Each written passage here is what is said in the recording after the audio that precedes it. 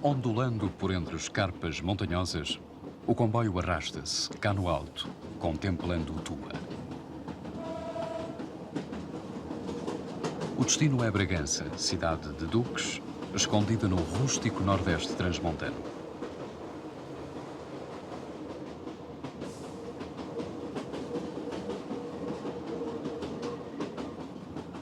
O percurso, 130 km em toda a linha, leva 4 horas e meia a percorrer. Mas não é tempo perdido para quem, por entre o jogo de escondidas dos túneis, se predispunha a olhar estes montes e vales perdidos no fim do mundo.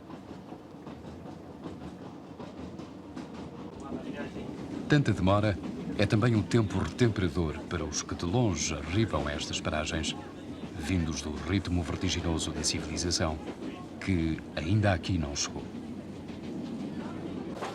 Penedos sobrepostos em penedos revelam o tom agreste desta terra e as dificuldades que se adivinham à subsistência de quem por aqui habite.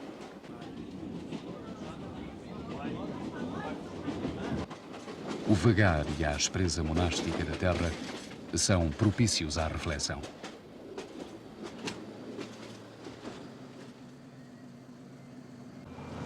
E é de palavras escritas por Manuel Rodrigues que nos lembramos enquanto nos vamos aproximando de Bragança.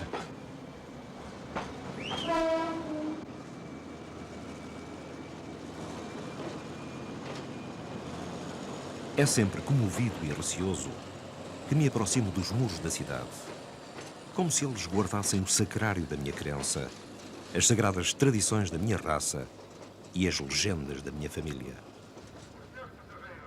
Devem passar a aprender a linha larga e estreita, onde se encontra o comboio para aqueles destinos para onde partir. Parte dentro do momento. Os mais antigos muros que abrigam a cidade datam provavelmente do século XII. De concreto, sabe-se que, no tempo de Dom Dinis, eles delimitavam já todo o núcleo medieval de Bragança, a antiga cidadela.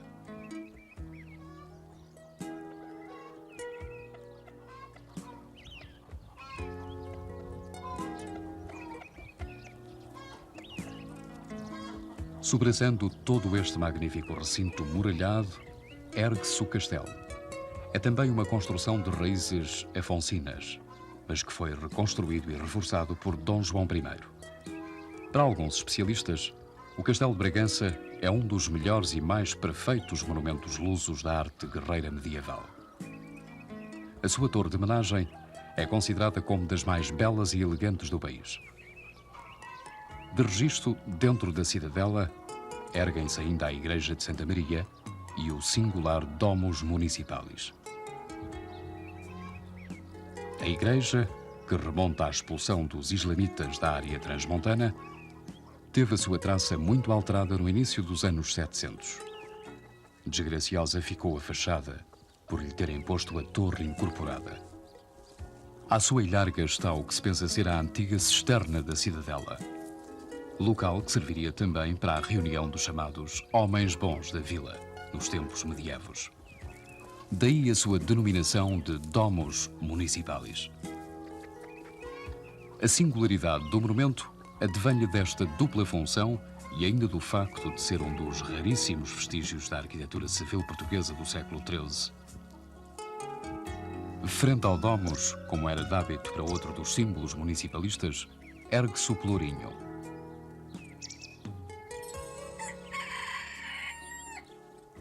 Aqui, uma fina coluna, encaixada em tosca representação zoomórfica de um berrão. A Porca da Vila, como é conhecida popularmente, porque apenas vila a povoação foi durante muitos anos.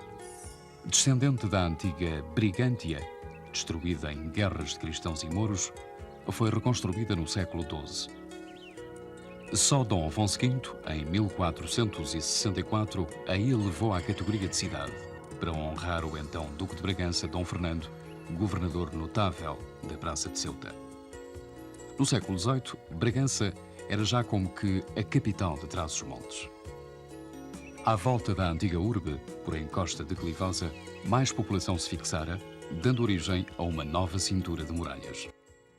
Nos finais de 700, torna-se sede de bispado e a industrialização que alcançara, sobretudo com a produção de sedas, transformaram-na no aglomerado populacional mais importante da zona.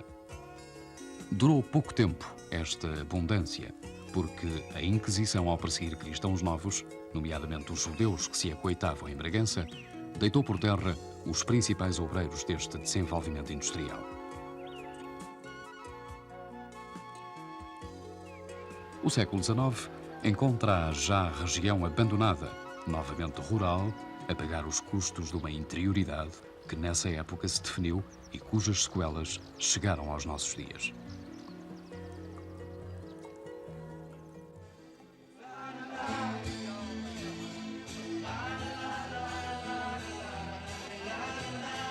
Nos tempos de lazer, é aqui, ou durante a tarde nos cafés, que se encontram os jovens de Bragança. Nem todos aqui nasceram. É a tradição antiga o distrito concentrar na sua cidade capital todos os que podem estudar.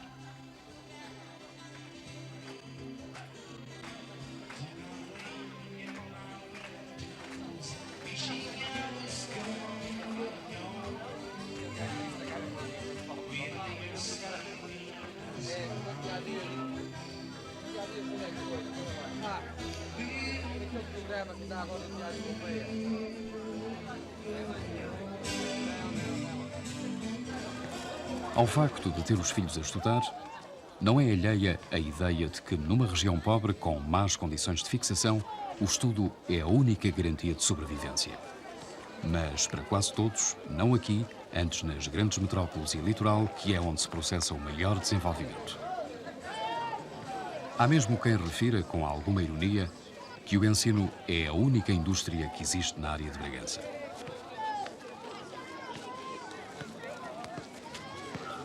A observação pode ser infiel à realidade, mas é um facto que nesta região as indústrias são poucas e com fraca representatividade na economia distrital. Se sempre assim foi, alguma coisa começou a mudar. E agora estudar é sobretudo apostar na formação de técnicos que aqui se fixem para desenvolver a região. Estudo numa escola particular, estou no 3º ano, num curso de informática e vou ter que me deslocar no 4º e 5º ano para Lisboa. Se eles não me concederem aqui a licenciatura, o que é que acontece? Eu vou para Lisboa, os atrativos de uma grande cidade são tão grandes que eu vou acabar por ficar lá. Assim, penso que não vamos a lado nenhum.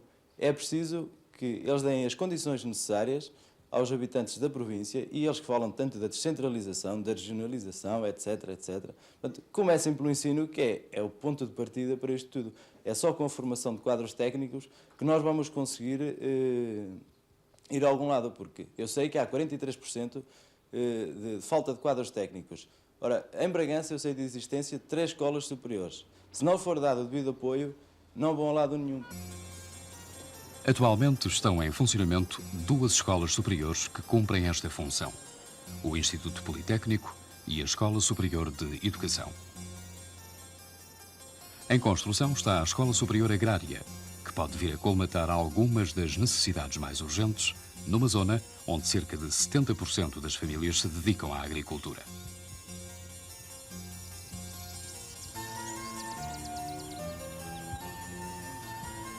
Agricultura tradicional, apoiada em explorações de pequena dimensão e muito dispersas em razão da pobreza do solo, com vocação para culturas pouco intensivas.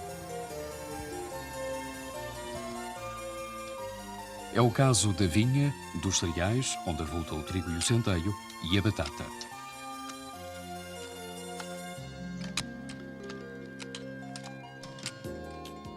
Associado à exploração agrícola está também a engorda e criação de animais.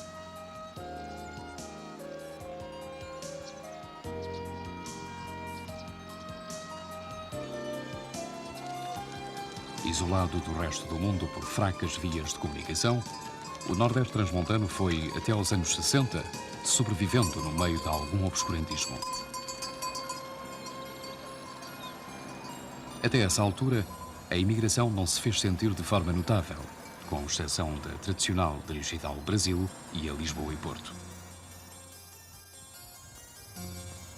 Nos anos 60, desencadeou-se o processo de imigração em massa para a Europa e Trás-os-Montes ficou quase despovoado de braços úteis.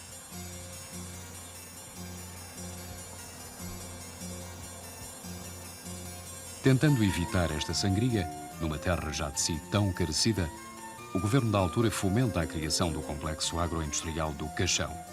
Era a receita encontrada para a fixação das populações. O projeto baseava-se no aproveitamento e industrialização de produtos hortícolas e frutícolas e também na sua comercialização.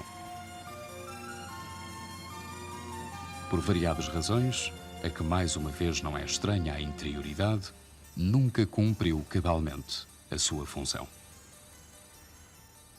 O Caixão não tem servido os interesses dos agricultores, não tem servido a lavoura nordestina.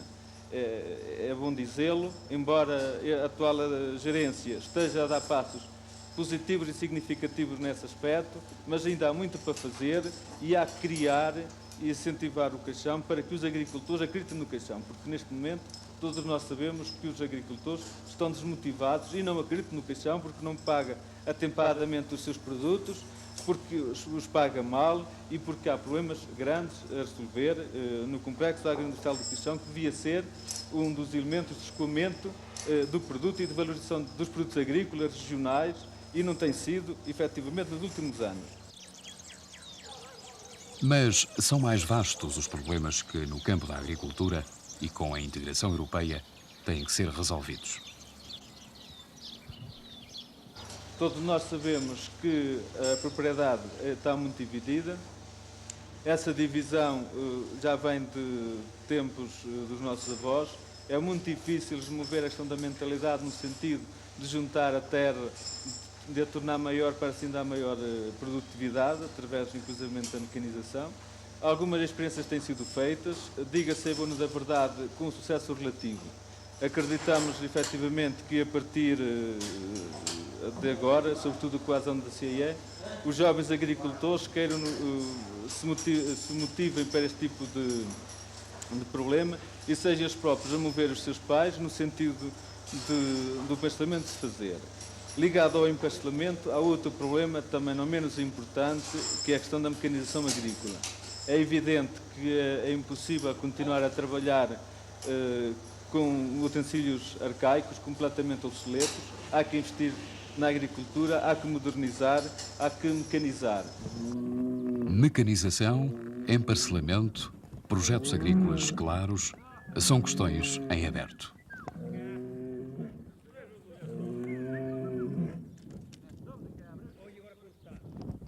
Sem a sua solução, de pouco servirá dotar a área transmontana de novas e rápidas vias de comunicação, como o IP4, por exemplo.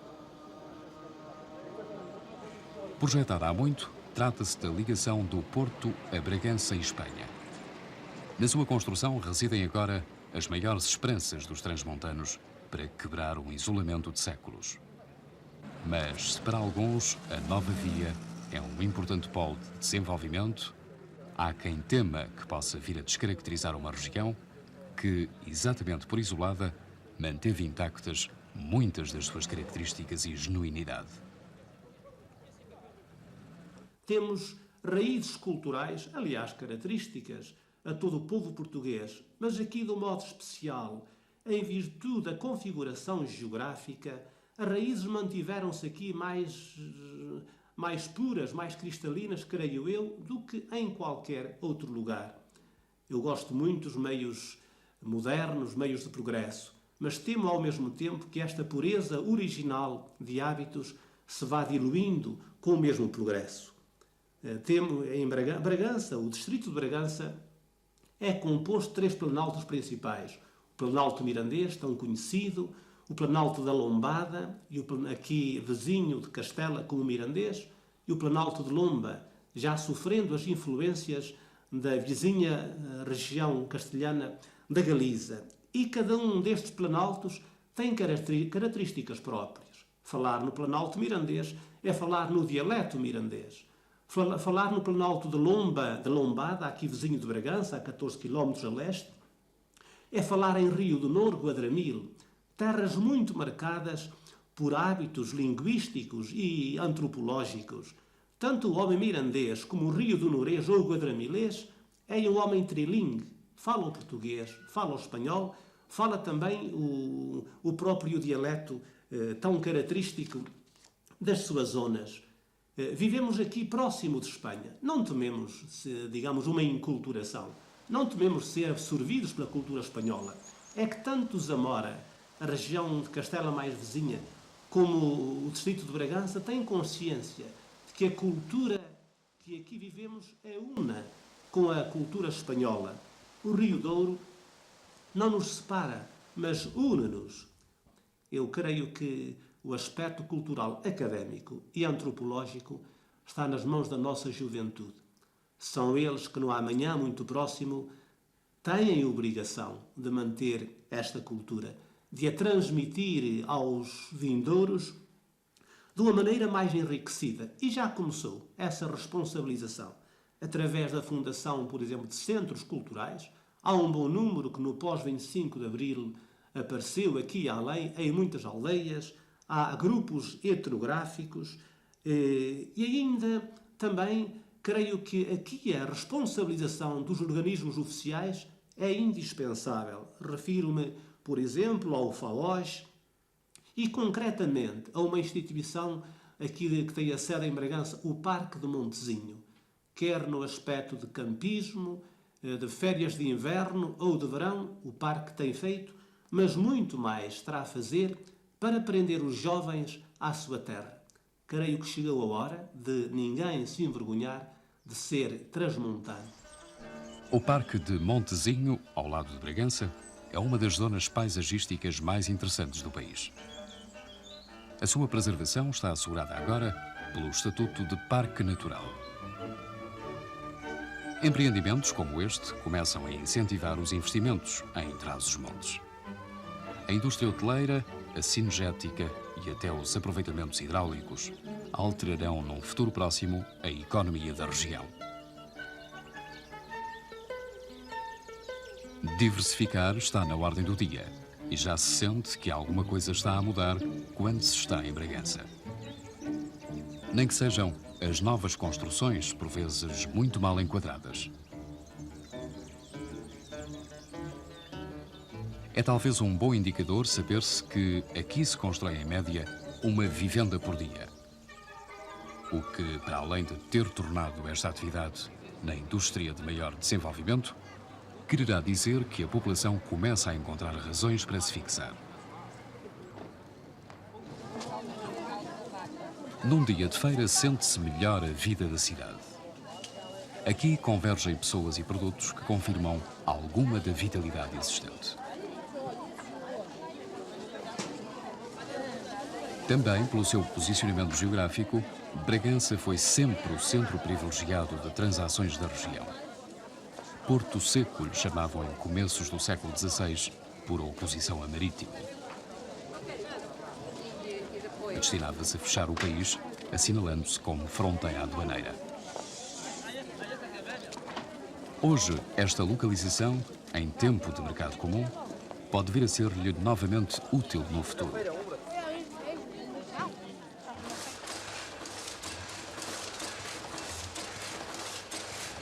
Porta-voz dos problemas e interesses da região, a imprensa local tem desempenhado uma função importante, sobretudo junto dos que estão mais longe, na divulgação das novas realidades. E também ela se moderniza.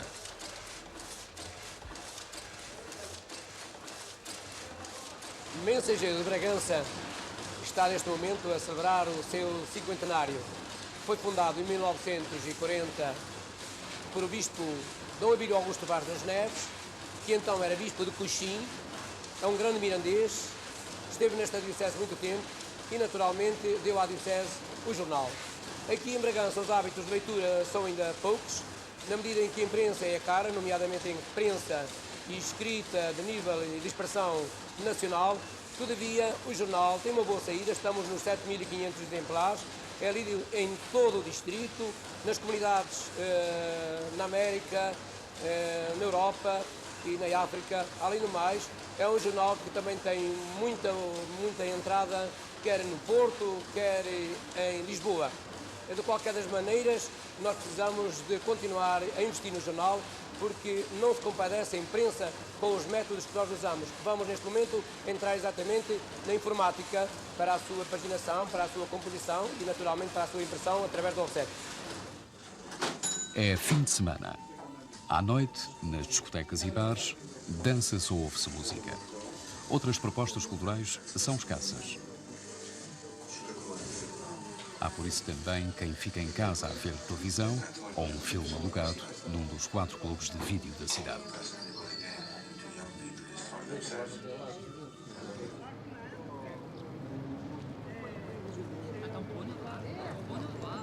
O domingo acorda-se na Praça da Sé para o cumprimento do dever religioso.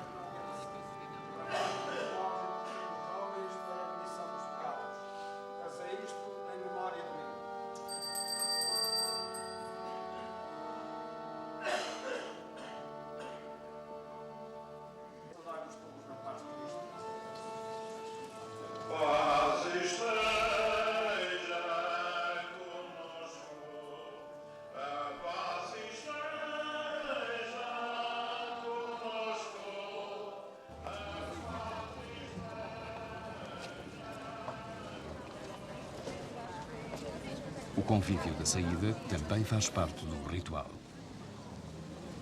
E é de Jair, tem a bola, vai fazer um pontapé longo, fala lá para o meio campo da equipa do Marco de Canaveses. Vem a bola para Alex, Alex está para Ruca, um pouco mais para trás para José Rui. Para Nicásio para José Rui. À tarde, o jogo é com o Marco de Canaveses. É lá do lado esquerdo do ataque brigantino, é na meia esquerda, como nós costumamos dizer. Aí vai a bola para a entrada da era, solta ali, cena a tocar de cabeça, mas a bola No final, vai para as o rádios Guardião. locais anunciaram, para quem ficou em casa, o 2-1 favorável ao Bragança.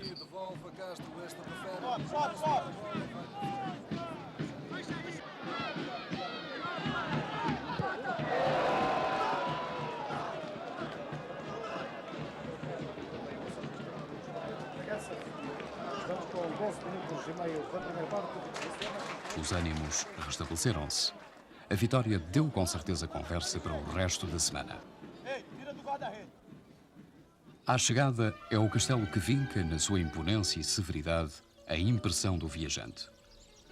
Contemplá-lo é fazer com que séculos nos venham à memória em vertiginoso poder evocativo.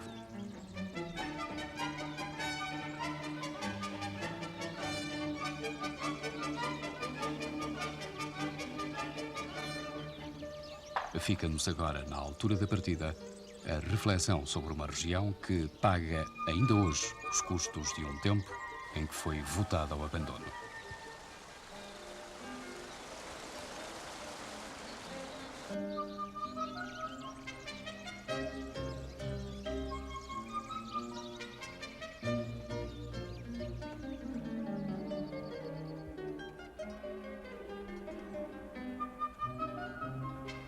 Mas, em hora de mudança, é preciso mudar. E a têmpera enérgica e determinação sempre foram características do povo transmontano.